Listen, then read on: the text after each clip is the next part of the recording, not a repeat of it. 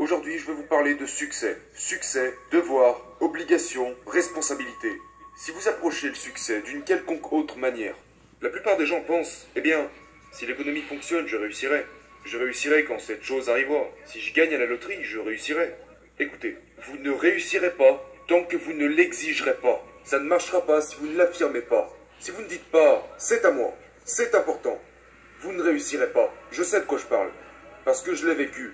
J'ai passé les 25 premières années de ma vie comme un spectateur, à regarder les autres réussir et à me demander pourquoi je n'y arrivais pas. Le succès est votre devoir, c'est votre obligation et votre responsabilité.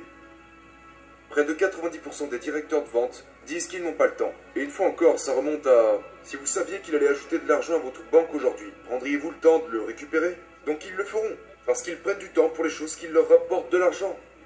Si vous avez un client, espérons-le, si vous avez un client et que vous négociez un contrat avec ce client, et que vous avez un gros hamburger devant vous, j'espère vraiment que vous allez mettre le hamburger de côté pour travailler, parce que la priorité est de faire de l'argent. Dans le même sujet, ce directeur ne croit pas que les formations de vente se convertissent ou permettent de gagner plus d'argent. Donc il ne prend pas de temps pour ça. En fait, quand vous dites que vous n'avez pas le temps, ce que vous dites en réalité, c'est « ce n'est pas ma priorité ». Parce que vous ne pensez pas que cela puisse vous rapporter de l'argent. Écoute, tu veux que ton éthique de travail soit si élevée que les gens t'admireront pour ça. Donc je vais te poser une question maintenant. Est-ce que les gens te connaissent-ils vraiment grâce à ton incroyable éthique de travail? Si tu ne peux pas répondre oui à cette question, mon gars, tu ne fais même pas partie du top des 10%. Tu dois arriver au sommet. Les gens doivent te connaître, pas parce que « Oh, c'est un bon vendeur. Oh, il est bon à ça. Oh, c'est un artiste. Oh, c'est un pianiste. Oh, il a écrit une super, tu sais, histoire. » Les gens ont besoin de te connaître pour une chose en priorité. Il travaille.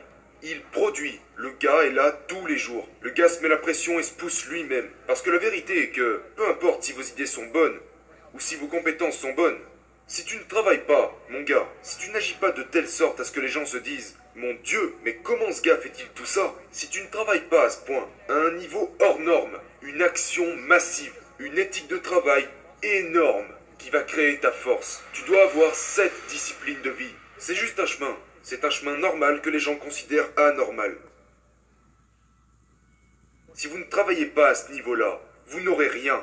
Bâtissez votre éthique de travail. L'éthique de travail. Renseignez-vous.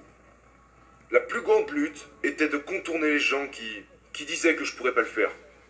Sérieusement, c'est le plus grand combat. Genre, vous parlez à un gars qui vous dit « Ouais, tu peux y arriver ». Et le lendemain, vous l'entendez dire aux autres « Non, c'est un malade, il y arrivera jamais ». Vous savez, il y a si peu de gens qui vous diront de le faire. La plupart vont vous dire « Économise ton argent, protège-toi, fais attention, ne prends pas de risques ».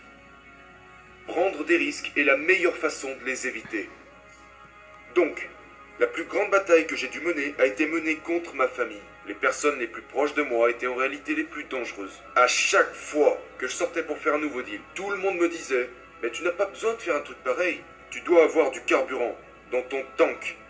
Mais sache que dès que tu voudras accélérer, il y aura quelqu'un à l'arrière qui te dira « Sois prudent. » Mais personne n'aime être dérangé par les passagers de la banquette arrière, d'accord? Donc ils sont assis à l'arrière et ils exerceront toujours une pression mentale sur les freins quand vous essaierez d'accélérer.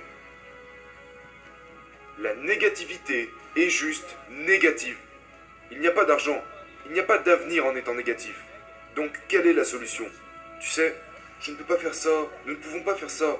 Ça ne peut pas arriver, c'est pas possible. Oh mon Dieu, les taxes sont trop élevées, les taxes sont trop... Tu es pessimiste, mon gars.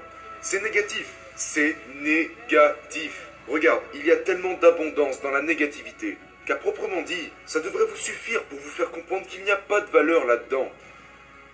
Vous devez vous engager à servir. Vous devez vous engager genre, hey, j'ai une cible. Je sais que lorsque nous n'atteignons pas les objectifs ici dans mon bureau, la première chose que je demande, sans tenir compte du service internet, de mon service de comptabilité ou de l'équipe de vente, je vais poser une question. Quelle est la cible? Pas de cible? Pas de vente.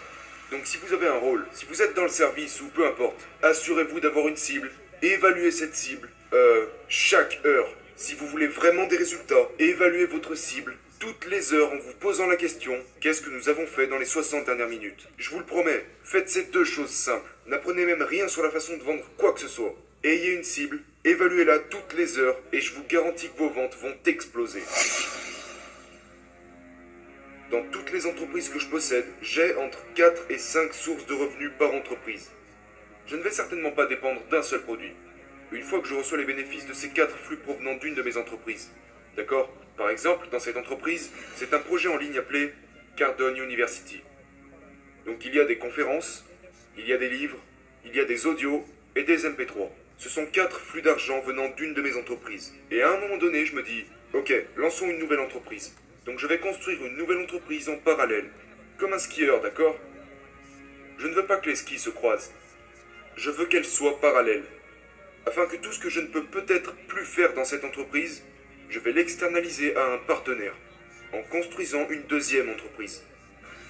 Ensuite, une fois que ces 2 skis sont en harmonie, peut-être que je vais bâtir une 3e entreprise ici pour laquelle j'ai une passion qui n'a rien à voir avec les 2 premières entreprises. Ce n'est pas de la diversification, c'est un accroissement puissant de flux monétaires. Et quand j'investis dans cette 3e entreprise, je vais prendre l'argent des 2 premières entreprises et dire, s'il y a une bonne affaire, foncez. Mais si vous n'êtes pas sûr de vous, n'y mettez pas un seul centime.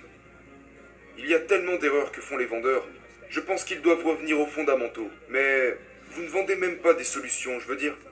Avant même cela, je dirais que la plus grosse erreur est que les gens ne sont pas stimulés par ce qu'ils font. Ils ne sont même pas actifs. Ils ne montrent aucun intérêt pour le processus. Et ils perdent leur intérêt. Dernièrement, j'étais à Barcelone. Je passais devant une boutique et je regardais une montre depuis dehors. La boutique n'était pas fermée. J'aurais pu acheter cette montre. J'avais les moyens de l'acheter. Donc je me promenais dans la boutique pendant mes vacances et je regardais cette montre. Je savais exactement quelle montre je recherchais. Et quand je suis parti, ma femme m'a dit « Qu'aurait-il pu faire pour conclure la vente ?» Et j'ai dit qu'ils auraient pu continuer de croire qu'ils pouvaient me la vendre. Ils auraient pu garder cet état d'esprit. Ce que je veux dire par là, c'est que si vous n'êtes pas intéressé, si vous ne pensez pas pouvoir conclure une vente, vous ne vendrez rien. Donc la principale erreur que commettent les vendeurs et les gestionnaires dans leur boutique est qu'ils supposent faire des ventes à certains jours plutôt que d'autres. Je vais dans chaque opportunité, avec chaque client potentiel, chaque appel téléphonique, peu importe à quel point la vente peut être complexe ou ordinaire. J'ai la conviction que je peux vendre ce produit, ce jour-là, à tout moment. Exploitez votre potentiel, pas votre quota. Si vous voulez rester vraiment motivé, si vous voulez répondre à la question de savoir pourquoi les gens qui ont déjà réussi continuent de travailler, c'est parce qu'ils n'opèrent pas sur des quotas, ils opèrent sur leur potentiel. Ils sont motivés à atteindre leur potentiel. Ceci est également lié à leur obligation morale. Ils savent de quoi ils sont capables. Personne ne peut vous dire de quoi vous êtes capable. Vous êtes le seul à le savoir. Donc exploitez votre potentiel et pas votre quota. Les quotas sont des nombres, mais qu'est-ce qu'ils représentent? Quelqu'un pourrait dire, ton quota est de ta. Ok, mais basé sur quoi? Comment tu es arrivé à ce quota? Les gens choisissent un certain quota ou un certain nombre parce qu'ils pensent que c'est important ou simplement pour se comparer à d'autres personnes dans leur industrie. N'opérez pas sur les quotas. Vous les voulez, bien sûr que vous les voulez, mais ce qui vous motive, c'est l'atteinte de votre potentiel. Et certainement pas quelques nombres ou quelques mécanismes. Mon potentiel, je le connais.